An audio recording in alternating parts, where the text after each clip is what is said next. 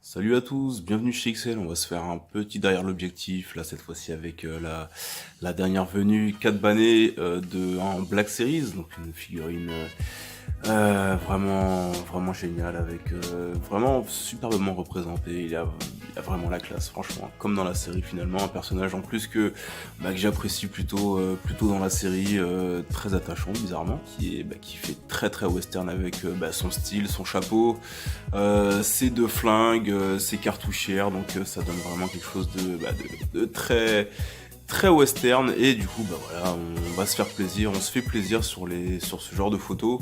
Là j'avais envie d'un duel en fait.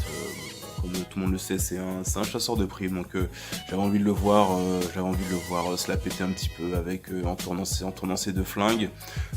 Pour tourner ces deux flingues, c'est simple. Vous prenez une petite, vous prenez du papier transparent, une sorte d'intercalaire. Vous découpez, vous dessinez, vous gribouillez deux trois petites tornades. Vous collez ensuite les deux flingues avec de la pâte à croche, d'accord. On va essayer de voir. Je vais essayer de vous montrer un petit peu plus en détail. Donc vous voyez, l'effet est collé avec de la pâte à croche en fait juste derrière. Les deux flingues sont collées également avec de la pâte à croche. Et vous avez votre petit effet. Alors c'est un effet à mettre en pleine lumière, d'accord, pour justement que l'intercalaire soit transparent.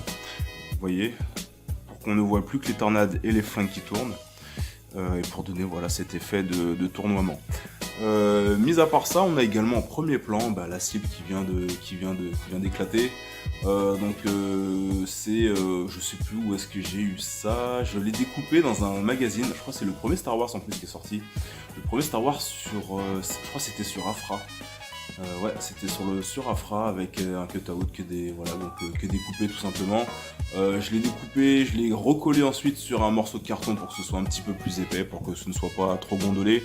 Et vous le mettez en première plan, donc vous voyez, il faut toujours comme la taille est plutôt restreinte, donc vous voyez, c'est à vous d'essayer de le cadrer, d'essayer de bien le caser dans l'objectif, vous voyez, pour qu'on ne voit pas les bords. Vous voyez, donc voilà.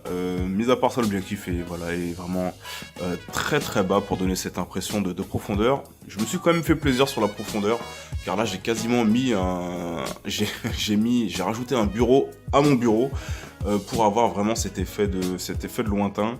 Là j'ai juste mis deux antennes, vous voyez, derrière, mais voilà, c'est pour donner également toujours cette impression de profondeur. Également type Tatooine, type Mos Eisley. Pour avoir des bâtiments pour habiller l'ensemble. Vous voyez, donc ça c'est des petits dioramas que j'ai fait depuis un petit moment.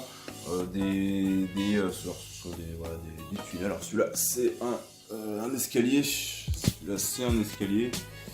Vous voyez, et celui-là c'est un tunnel qui est utilisé. Alors là du coup je les ai tournés pour donner cette impression de bâtiment semi-ouvert, d'accord. Et puis voilà, donc voilà, c'est un setup, c'est pas très compliqué à faire, mis à part l'effet, c'est pas très compliqué à faire. Au niveau des lumières, on est quand même, on est sur 5 lumières, 5 grosses lumières, donc comme d'habitude.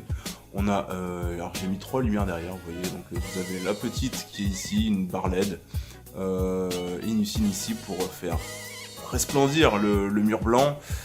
Une lumière orange, d'accord, et une autre lumière blanche, voilà, pour équilibrer le tout.